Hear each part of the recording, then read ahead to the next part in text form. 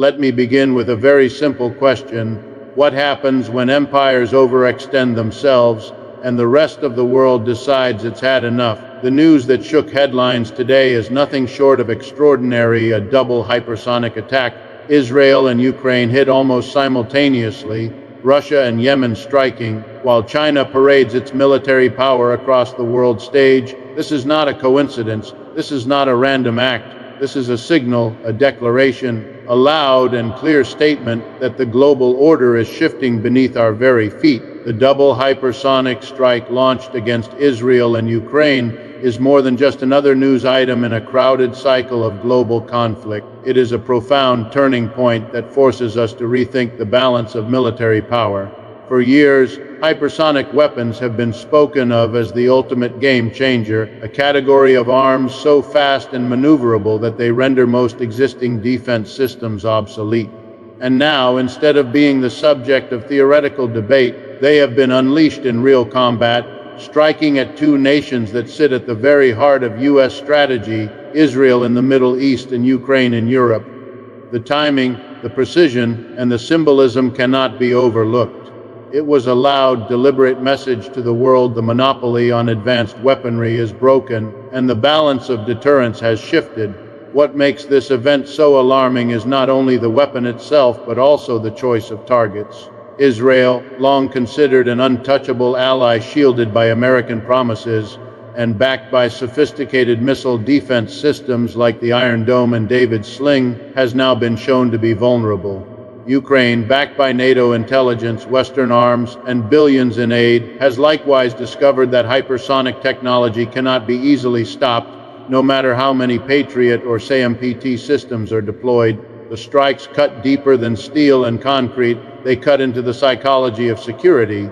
They ask uncomfortable questions. If Israel and Ukraine can be struck, what about others? What about NATO members themselves? What about American bases in the Middle East, Asia, or Europe? The hook here is unavoidable. If the most defended allies can be touched, then no one is beyond reach. Hypersonic missiles are not simply faster rockets, they are a leap forward in warfare. Traveling at speeds exceeding Mach 5, capable of unpredictable flight paths, and often designed to evade radar and interception, they shift the rules of the game. For decades, defense doctrine has revolved around the idea that missile shields could neutralize incoming threats. Billions were invested in anti-missile systems, from Israel's layered defense to America's THAAD and Aegis systems. But what the double strike demonstrates is that the offense has once again outpaced the defense. A hypersonic missile does not give commanders the luxury of time. Decision-making windows shrink from minutes to seconds. That reality does not just alter battlefields, it alters diplomacy, because deterrence itself rests on the belief that one can stop or respond to an attack. When that belief collapses, so too does the foundation of strategic stability. We must also consider the choreography of this event. To strike Israel and Ukraine nearly simultaneously is no accident of timing. It is a carefully crafted display. It shows coordination, it shows technological confidence, and it shows a willingness to escalate on multiple fronts at once. This is not just about hitting targets, it is about sending signals. The signal to Israel is, your fortress is not impregnable. The signal to Ukraine is, your Western patrons cannot shield you from the realities of advanced warfare. The signal to the United States is louder still, your adversaries now possess tools that you do not have full answers for. This is the essence of geopolitical theater, where every missile is not only a weapon but also a message.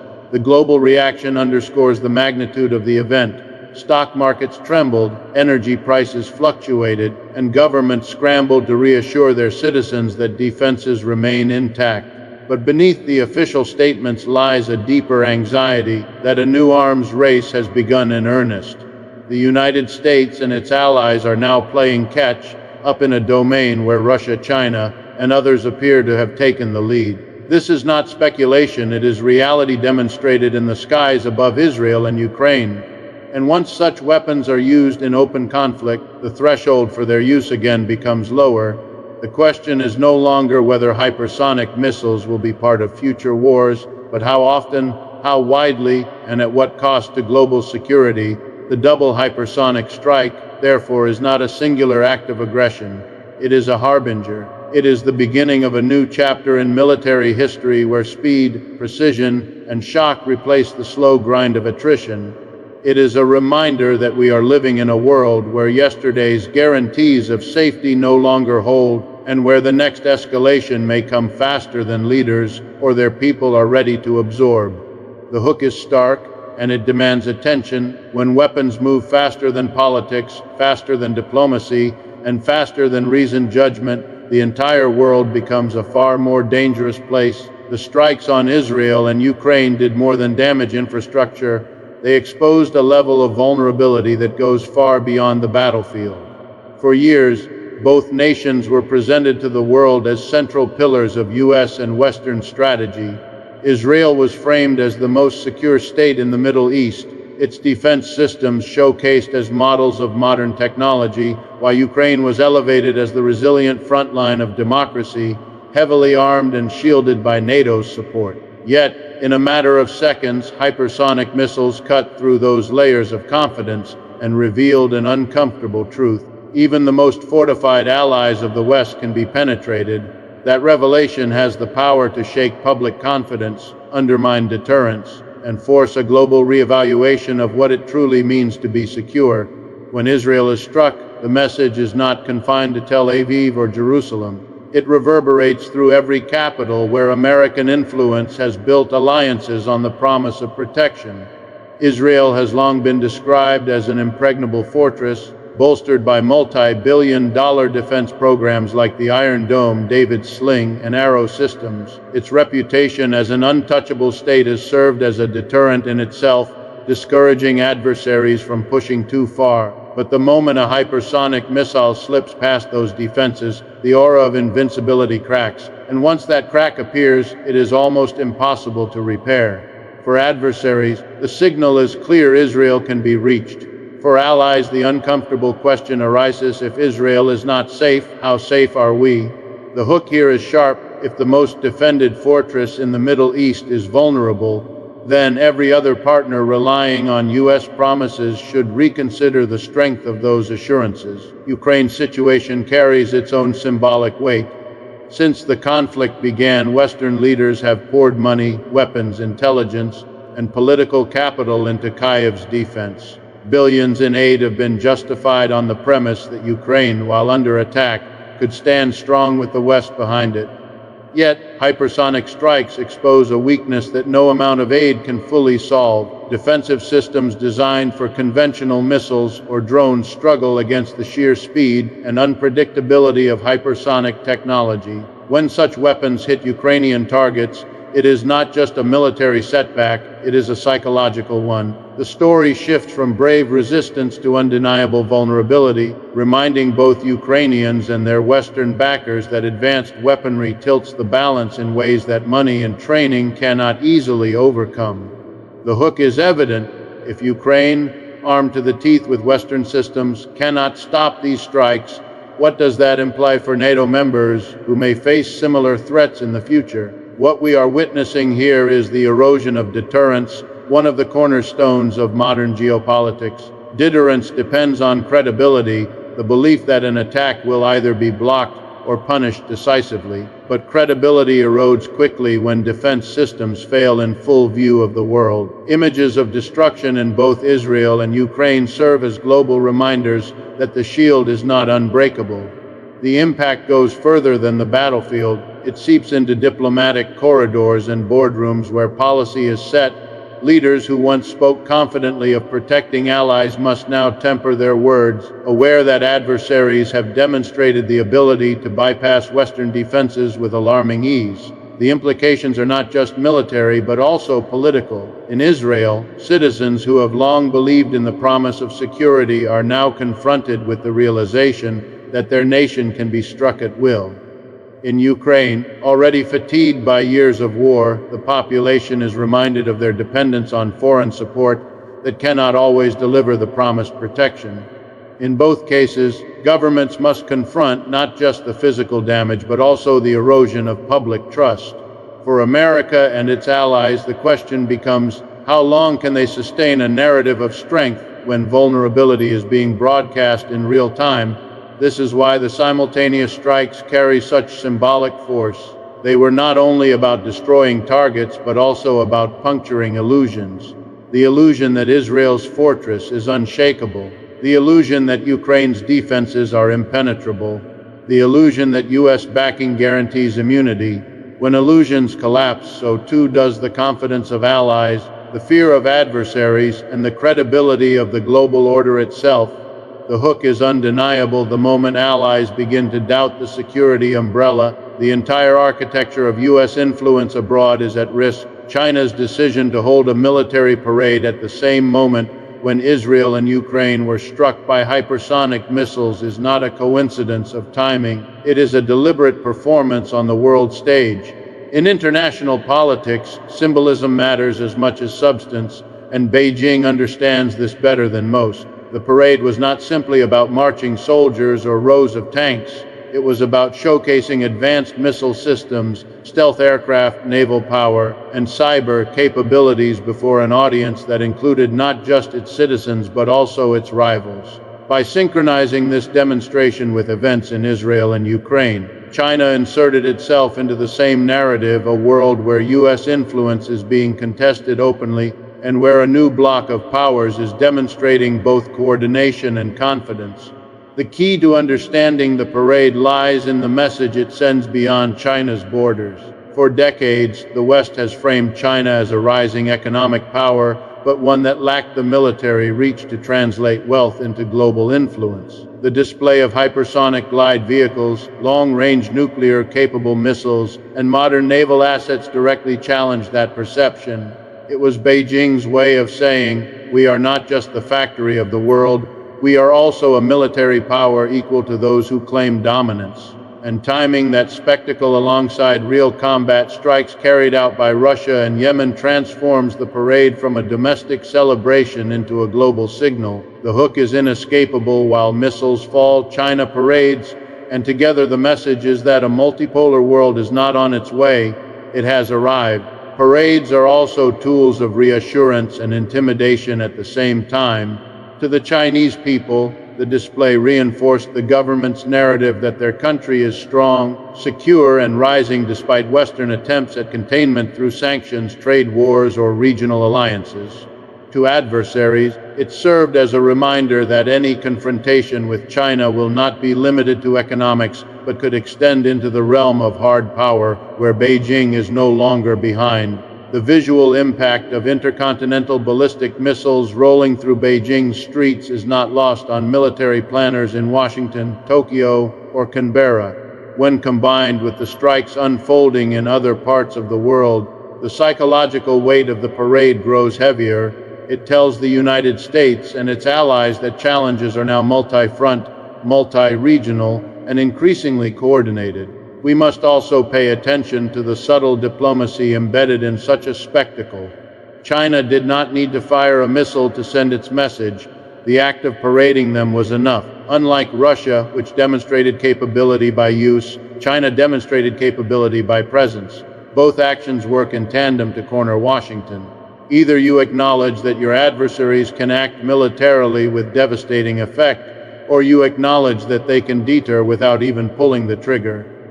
In both cases, the credibility of American superiority weakens, and when Yemen, a state often dismissed as poor and powerless, joins that same chorus by striking with drones and missiles, the parade becomes part of a wider tableau, powerful and weaker states alike aligning to show that U.S. allies are no longer untouchable. There is also an economic angle embedded within the parade.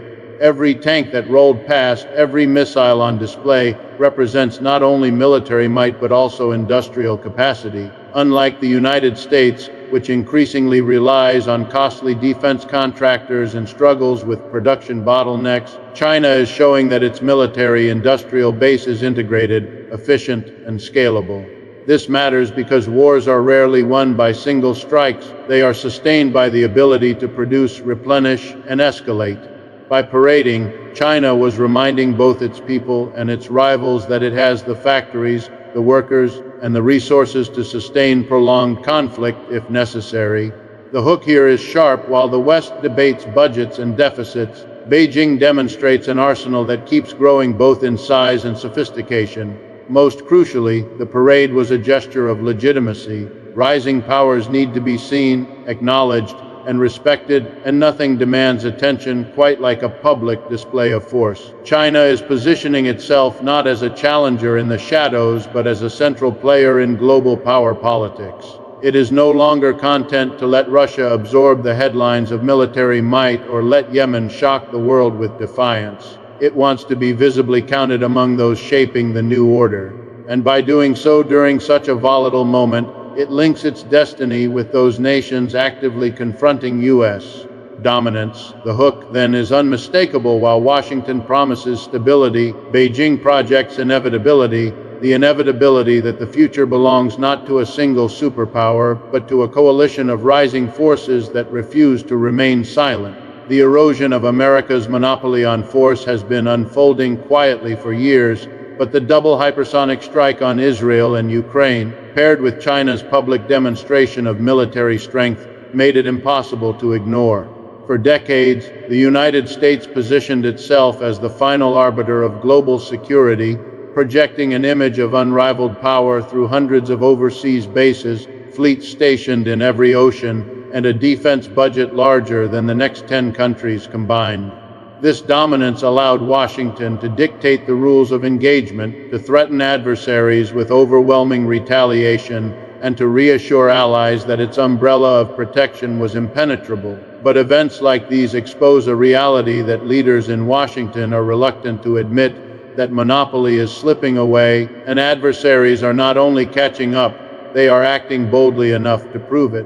The central problem is perception. In geopolitics, perception is often as powerful as fact. When adversaries believe America cannot protect its allies, when allies begin to doubt Washington's ability to guarantee security, the entire architecture of deterrence collapses. Hypersonic missiles are not just weapons of destruction, they are weapons of perception. The moment they bypass advanced defense systems, they send a chilling message that America's technological edge is no longer absolute. And once that perception takes root, it spreads rapidly across regions where the U.S. has long relied on fear and confidence to sustain influence. The hook is unavoidable. If the United States cannot guarantee defense against modern threats, then why should smaller states risk angering its rivals by aligning too closely with Washington? The coordination of Russia, Yemen, and China reveals something deeper than isolated acts of defiance. It shows an emerging confidence among powers once thought too weak or too isolated to directly challenge the United States. Russia has withstood years of sanctions and isolation, yet continues to develop and deploy advanced weapons. Yemen, devastated by war and blockade, nevertheless demonstrates the ability to strike far beyond its borders. And China, rather than hiding behind the image of a cautious power, is parading military systems that rival or surpass Western counterparts. These actions together mark a profound shift. The age of uncontested American dominance is over, and a multipolar world is asserting itself, sometimes in dramatic and dangerous ways. This erosion of dominance is also economic at its core. America's unmatched military power was built on the back of its economic supremacy after World War II, when its factories, currency, and trade networks allowed it to outspend and outproduce every rival. But today, U.S. debt is soaring, its industrial base has hollowed out, and its dependence on financial markets rather than manufacturing limits its ability to sustain prolonged military commitments. Meanwhile, Russia has redirected its economy into wartime production, Yemen has turned resilience into defiance, and China has fused industrial growth with military expansion. The battlefield is no longer shaped only by who has the most advanced aircraft carriers or bombers. It is shaped by who can adapt their economies to sustain confrontation. And increasingly, America is no longer the unrivaled leader in that category. The danger lies in how Washington responds to this erosion. History tells us that when empires feel their grip slipping, they rarely retreat gracefully. They often double down, expanding commitments, escalating conflicts, and insisting on projecting strength even when the costs outweigh the benefits. Already, we see this tendency in the United States' approach to Ukraine, Israel, Taiwan, and beyond, pouring billions into conflicts that expose rather than reinforce its credibility. Each strike that pierces defenses, each parade that showcases rival strength, makes the U.S. position more precarious. And yet the reflex is to push harder, to extend further, to cling to the illusion of unipolar dominance. The hook here is sobering. The more Washington resists acknowledging multipolar reality, the more reckless and costly its actions may become. For allies, this moment poses a dilemma that is as strategic as it is existential. Countries like Israel, Ukraine, Japan, and even NATO members must now ask themselves whether America's protection is as reliable as it once seemed. The calculus shifts when adversaries prove they can strike successfully despite U.S. backing. Some allies may double down, hoping to bind themselves tighter to Washington in search of reassurance. Others may quietly begin hedging, opening channels to rivals seeking neutrality or pursuing independent defense capacities.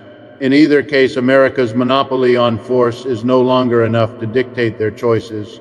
The world is adjusting to a new reality, and the old assurances are wearing thin. The erosion of U.S. dominance is not a single event but a process, one that has reached a stage where even carefully crafted narratives can no longer conceal the truth. The double hypersonic strike and China's parade of power are milestones in this process, moments that puncture illusions and force difficult questions. The hook is clear. Once the fear of American retaliation no longer guarantees compliance, the global order built on that fear begins to crumble. And in its place, a new and unpredictable order is taking shape, one where the United States must compete rather than command, and where the monopoly on force has been replaced by a contest of equals. The military strikes on Israel and Ukraine, combined with China's parade of power, make clear that modern warfare is not fought solely with missiles, tanks, or troops. It is fought with factories, resources, trade networks, and financial systems that sustain those weapons. Behind every hypersonic launch is an economy capable of producing advanced technology under pressure. Behind every parade of missiles is a manufacturing base strong enough to replenish stockpiles at will. This is where the true contest lies. Wars are won not only by armies on the battlefield, but by economies that can adapt, absorb shocks, and outlast their adversaries. And what the world is witnessing now is the resilience of economies outside the Western Bloc in ways that challenge long-standing assumptions about power. Take Russia. Sanctioned, isolated, and targeted by Western economic warfare, it was expected to crumble under pressure. Experts predicted economic collapse, mass unemployment, and a loss of industrial capacity. Instead, Russia redirected its economy toward wartime footing, keeping factories running, shifting exports to Asia, and sustaining energy revenues by leveraging global demand. Far from collapse, Moscow has maintained a steady flow of resources into its war machine. This resilience demonstrates a vital truth: economic warfare, while damaging, is not decisive when the targeted nation can innovate and pivot. The hook is sharp here. If Russia can withstand the full brunt of Western sanctions and still deploy advanced hypersonic weapons, what does that say about the limits of Western economic power? Then consider Yemen, a country ravaged by nearly a decade of blockade, airstrikes, and humanitarian disaster, yet somehow capable of building and launching drones and missiles that can reach strategic targets far beyond its borders. Yemen is not an industrial giant, but it has leveraged ingenuity, external support, and determination to transform scarcity into capability. This reality unsettles the traditional calculus of war. If even a nation starved of resources can disrupt global shipping lanes or launch strikes against heavily defended states, then the assumption that only great powers shape outcomes collapses. The hook here is undeniable. If Yemen, with its limited resources, can create this kind of disruption, then no nation should ever be underestimated again. And then there is China. The parade was more than a show of military gear. It was a display of industrial might. Every missile, every tank, every aircraft rolling across Beijing was backed by an economy that has become the largest industrial base in the world. Unlike the United States, where defense production is increasingly hampered by high costs and slow timelines, China's integration of civilian and military industries allows it to scale rapidly. This matters because wars are not determined only by who strikes first, but by who can continue to strike when the conflict drags on. The ability to mass produce advanced systems at speed is as decisive as battlefield tactics. The hook could not be clearer. While the West debates budget ceilings and supply chain shortages, China parades the proof that it can sustain a long conflict if needed. The contrast with Western economies is striking. The United States and Europe have immense financial power, but their reliance on globalized supply chains, outsourced production, and debt-driven spending makes them vulnerable in ways often overlooked. The Pentagon itself has warned about shortages of critical minerals and components necessary for advanced weapons. The same economies that built a reputation for limitless resources now face bottlenecks in producing artillery shells, semiconductor chips, or rare earth elements. This creates a paradox. The nations with the largest defense budgets may struggle to keep up with the relentless pace of modern warfare. The hook here is unsettling. When war is measured in production capacity rather than financial spreadsheets, Western dominance looks far less secure. Economic warfare has also become a two-way street. The West sought to cut Russia off from markets, but Russia redirected trade eastward. Sanctions intended to isolate instead strengthened ties between Russia, China, Iran, and others, creating parallel systems of finance, logistics, and energy trade that bypass Western control. Even the dollar, once the unchallenged global reserve currency, is now facing growing competition from regional alternatives. Each step weakens the economic levers that Washington has used for decades to enforce compliance. What was once a near absolute grip on global finance is now slipping, eroded by cooperation among those targeted by U.S. pressure. The hook is blunt when sanctions no longer break nations but instead push them closer together. The tool loses its deterrent power. At the core of these dynamics lies a truth too often ignored: the strength of an economy defines the strength of its military. Russia's ability to endure sanctions, Yemen's ability to innovate under siege, and China's ability to scale production are not isolated phenomena. They are part of a global pattern where resilience and adaptability are replacing financial supremacy as the measure of power. In this context, the United States and its allies face a sobering reality. Their overwhelming financial weight and technological superiority no longer guarantee victory. They must now contend with rivals who can withstand pressure, outlast blockades, and in some cases turn weakness into strength. The hook that emerges is simple but powerful. Wars of the future will be determined as much in factories and markets as on battlefields, and the nations that master this balance will shape the century ahead. What we are witnessing across Israel, Ukraine, and Beijing is not a set of disconnected incidents, but the unmistakable pattern of a global realignment. The old order, built on the premise of American unipolar dominance, is being tested not at the margins, but at the very core. Hypersonic strikes against Israel and Ukraine shatter the illusion that U.S. security guarantees are unassailable. China's parades showcase an industrial and military confidence designed to place Beijing on equal footing with Washington. Yemen's defiance, despite years of blockade, proves that even smaller nations can tilt the balance of global politics if they are willing to endure and resist. Together, these events form the outline of a multipolar world taking shape before our eyes, and it is a reality no amount of rhetoric can conceal. The most striking feature of this realignment is how deliberate it feels. The timing of simultaneous strikes and parades suggests not chaos but choreography, a signal that these states are not only defying Western dominance individually, but are increasingly aligned in their defiance.